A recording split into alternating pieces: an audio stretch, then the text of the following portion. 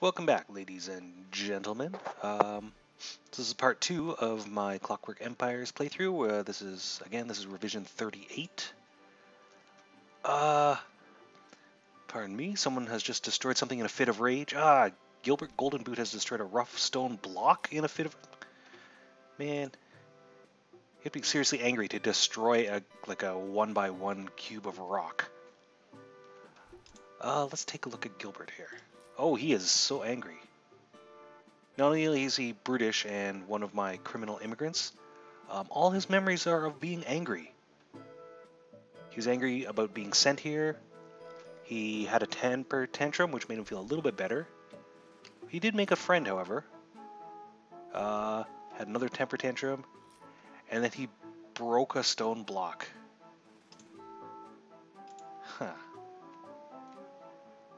Anyway, as I was saying, this is the second session in the current version 38 playthrough. You can see our little colony is still only just getting off the ground. On the right, you can see the fancy new airship mast, which is where new stuff will be dropped. Yeah, from here, I think I've covered most of the cool new stuff. Previous episode, the other stuff we can actually deal with as it occurs in real time, because most of it will be events. Otherwise, we'll just grow this colony for a bit. Rowena... Oh. Eugenia Iron Chain has taken up the study of genealogy.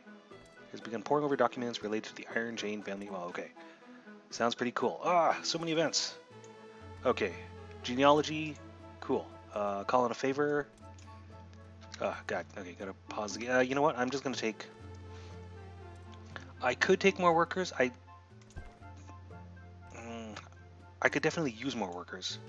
But I don't want to take more workers because I've got so little food.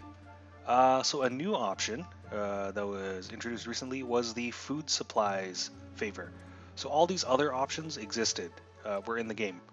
This food supplies one is new, in that you can spend 4 prestige to get a shipment of whatever, sausages and bread, which is what I'm going to take, because our colony has next to no food. And we can observe the food crate falling near the airship mast. Instead of, it would have fallen down here in the bottom left, because that's the default, that's where the initial spawn happened. And if you don't specify a different place for the crates to fall, it'll fall there. So we just got a food shipment near the airship mast. Back to the genealogy event. What that means is, the genealogy event means a certain, some colonist in your colony has taken an interest in looking up their roots, and that can have a number of different outcomes. I don't know how they're determined. Maybe they're probably determined randomly. They may determine that they are related to somebody already present in the colony, which happens, I don't know, 50% of the time. Sometimes they discover something dark and horrible, which they don't actually communicate to you as the overseer, but it contributes to their madness. Oh, speak of the devil. Eugenia Iron Chain has just made a horrifying discovery about her family tree. She's not going to tell anyone about it, but it has broken her brain. Let's take a look at Eugenia Iron Chain. So to do that, I'm going to pull up the colonist list. Here we go. Oh, she's one of my overseers. That's not good. Right. So the genealogy event is reflected here in one of her memories. Now, I don't know what her mood was like before, but now her mood is fearful, and she will more readily flee from combat. What this memory means is it has applied a number of numeric modifiers to her personality, which are like her readiness to do things. Makes her more susceptible to madness and cult behavior and murder sprees and stuff like that. And less brave, so she will be less likely to stand her ground and fight when fishmen are attacking and stuff like that. I hope my mad overseer doesn't affect her work crew, actually. Well, let's see. Does Eugenia Iron Chain... Okay, she's a work crew of 1. Because I've got a whole bunch of overseers and Not a lot of workers.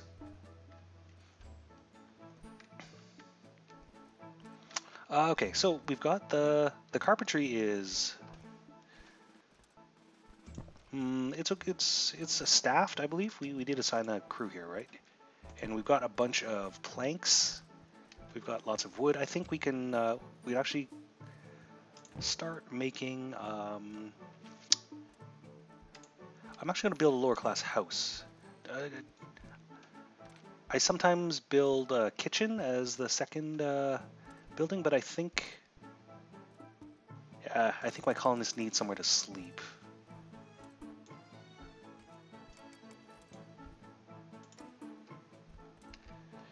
Okay, let's put some furniture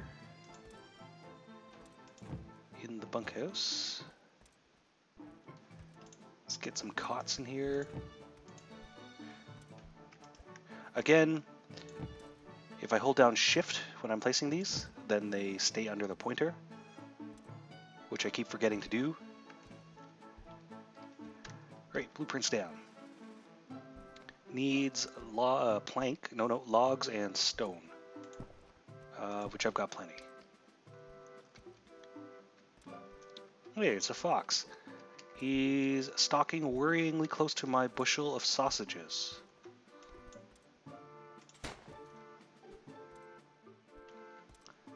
Actually, are any of my... I know I flagged the fox for hunting, but none of my crews have hunting enabled, so I'm actually going to do that right now. Right, there we go.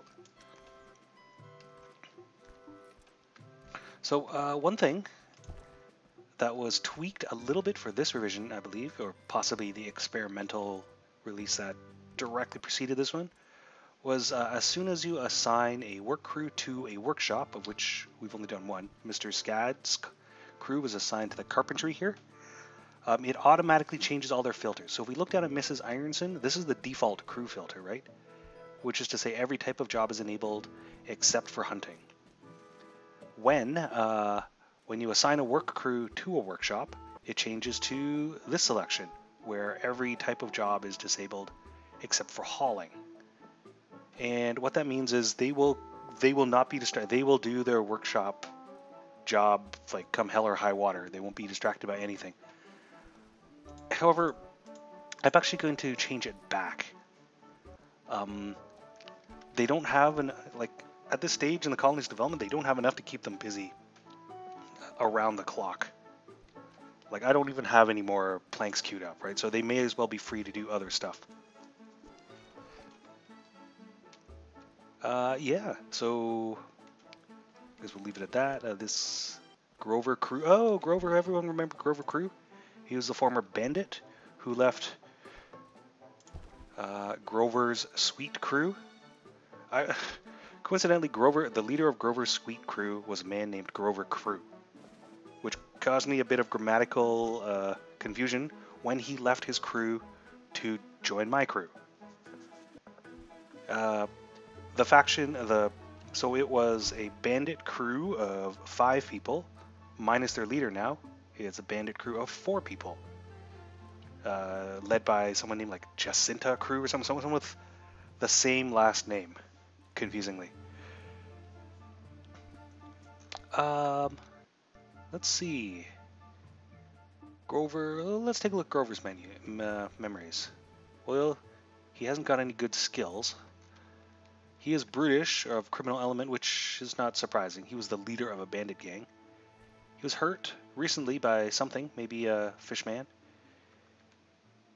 He ate a bushel of lingonberries. These things, which we collect from these things, they're edible, right? And they're better than nothing. But cooked food will make a colonist happier. So ideally, you want your colonists to be eating cooked foods. You need it to be available, and for that you need a kitchen and crews assigned to it and stuff like that. But starvation in its current implementation is not quite the way it used to be. So many revisions ago, starvation used to be like a numerical value that was specific to each colonist. and they'd start out at some kind of arbitrary full value, like I don't know, 100 hunger or whatever. And when it got to like 0, then they would start starving. And then by eating food, food used to have food values, also another integer from 0 to whatever, like 400. And they eat when they got hungry. And it turned out that system was unwieldy. And in the process of harmonizing the food system with their personality system, the guys at Gaslamp Games changed the way food and being full works. Now, colonists will, there's no longer a thing known as food value, or hunger, in fact. A colonist will simply try to eat once a day. If they are able to, if they can find raw food, well, that's okay. They get this sort of mildly, they get this like adequate memory of food. If it's cooked food, the memory of eating is actually a happy memory. Well, this guy's happy memories are of meeting other people and leaving the colonies, or joining the colonies. Immigration. I'm going to take the 3 of anyone option this time. I get 1 prestige. I got a natural... Oh my god, this is terrible. Oh, see these men in the fancy waistcoats? Alfred Stout and Dorian Pendle. So my 3 immigrants are... I was hoping for more workers, and I got the exact opposite. I got a naturalist and 2 poets. So if we look at the work crew here, scroll down to the bottom. Now I have 2 poets. Sorry, these 2 are explorers, which reminds me I should actually be using the explore function a little bit more. I'll explore out here in the dark. So poets, they're considered upper class colonists. In fact, they both came on the last shipment. And what they'll do is they will not work in the colony. They will, however, wander the fringes of the explored areas, seeking inspiration. You can see both poets are... Oh, by the way, my name is Alfred. Because I was quite active on the Gaslamp Games forums, the devs were kind enough to put my name into the random colonist name generator. So that's why this guy's name is Alfred also. There's a fishman out here. Huh. They'll be okay. They'll just run back to town. Yeah, so poets will, instead of working, they'll still eat, of course, but instead of being productive and getting any work done, they will seek inspiration and occasionally they will write poems. And they will occasionally send reports back to the homelands.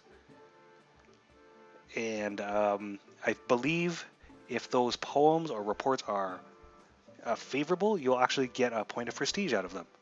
So, not uncommonly, aristocrats are a bit of a drain on your colony's resources, but they can help bolster its prestige, which in turn can be traded in for favors from the Empire.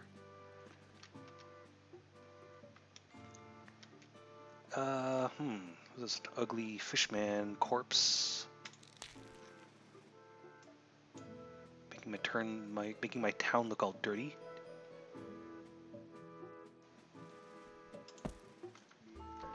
Right, we can see the bunkhouse superstructure has been completed.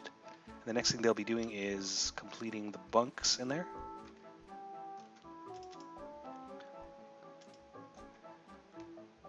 Archibald Jansen. So we're having, I'm seeing this starvation icon pop up more and more often now. We are running a bit of a food deficit here. That 1 cabbage crop we planted much earlier has still not produced any cabbage. One thing we will see though, when the cabbage harvest comes in, is that crop harvests were tweaked up. Even though crops take a lot longer to grow, now their harvests or their yields are actually doubled. So you'll see farmers come to take away a ripe cabbage, and so they'll walk away with a bushel of cabbage in their arms, and here we go. Case in point, and there's still like it generates 2 bushels basically. So they move one, but there's still another one to be harvested. So each plant produces 2.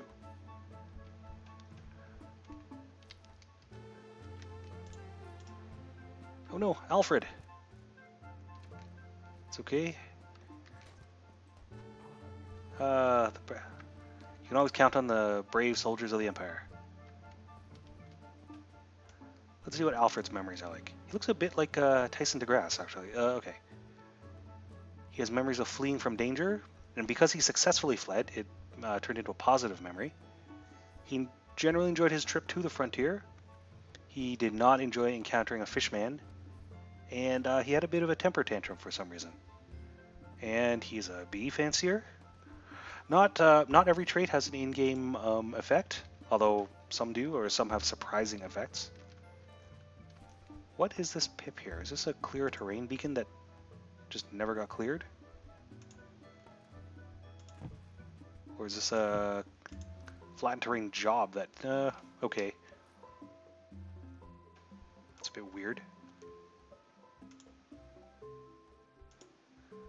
Well, still a little bit of weirdness with the UI.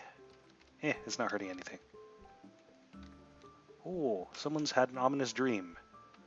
Eugenia Ironchain? Oh dear. Her name keeps popping up. I'm a little bit concerned about her.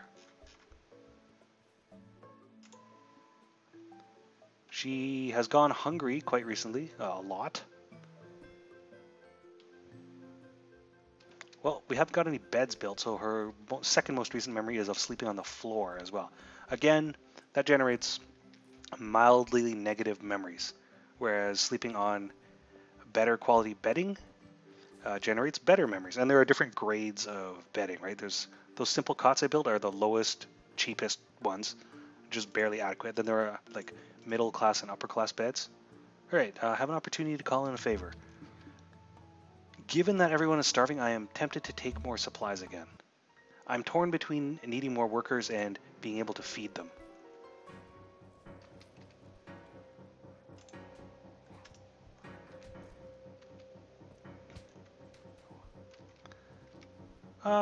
Well, we've got the black fungus harvest coming in, and I guess the cabbage harvest is also coming. I'm gonna plot out another field anyway. Oh, that's why I didn't build anything. There's no freaking flat land. Let's flatten that. And let's flatten this out. It's weird.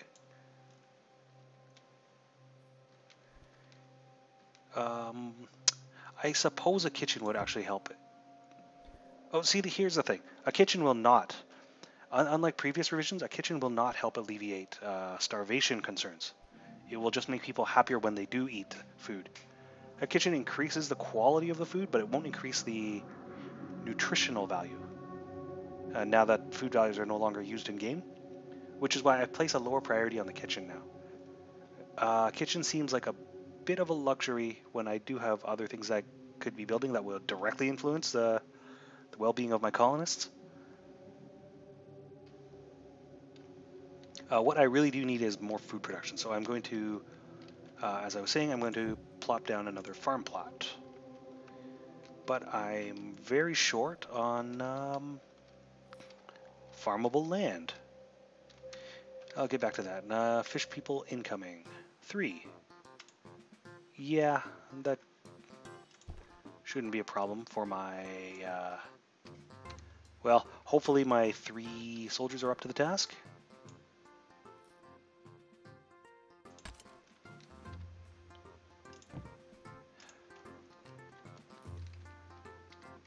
Well, it's not optimal, but I'm going to put down another farm plot right over here.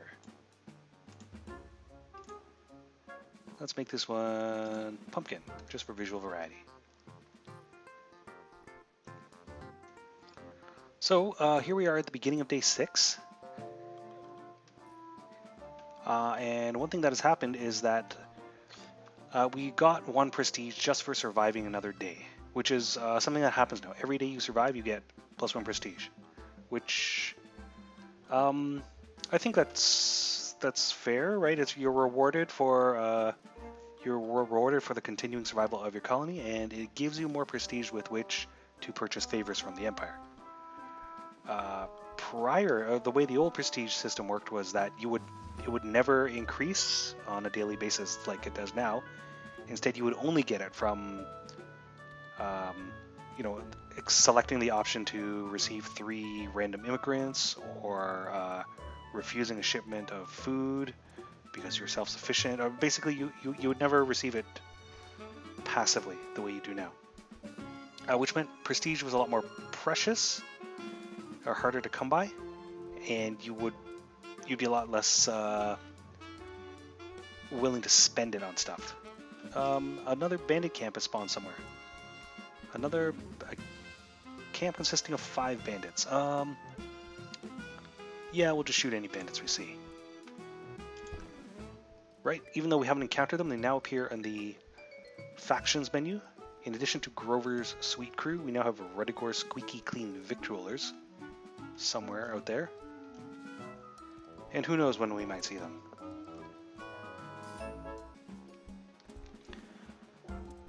One thing I might mention at this juncture is the relationship between Clawbulb and corpses in your fields. So it has been pointed out to me that I was getting a lot of Clawbulb in my fields, which was a pain in the butt because it displaces edible crops, and also it drives your colonists mad.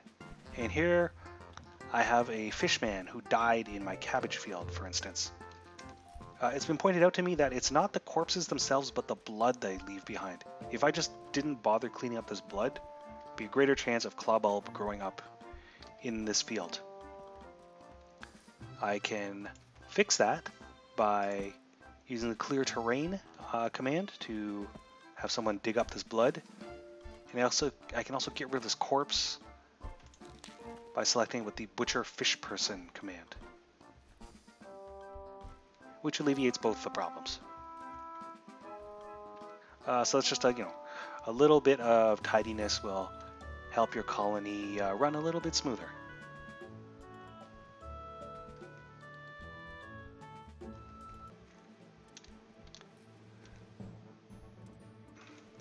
Right. Well, I think we're coming up on that time again, so I'm going to cut this one off here, just so it's, not another 40-minute episode. I apologize for the slow pace of development. That's just kind of unavoidable, given that we don't have a lot of workers. Right? We have a whole bunch of overseers, and our most recent wave of immigrants was nothing but overseers, and useless aristocrats. That said, I think from this point forward, I'll be able to concentrate more on developing the colony. So I think these first 2 episodes have covered pretty much all the cool new stuff. And if you just want to keep watching to see this colony development, you can watch subsequent episodes. Otherwise, well, thanks very much for checking these ones out. My name is Alfred. The game is Clockwork Empires, as being developed by Gaslamp Games. It's currently in early access. We've just hit version 38. If you're interested, you should consider checking it out.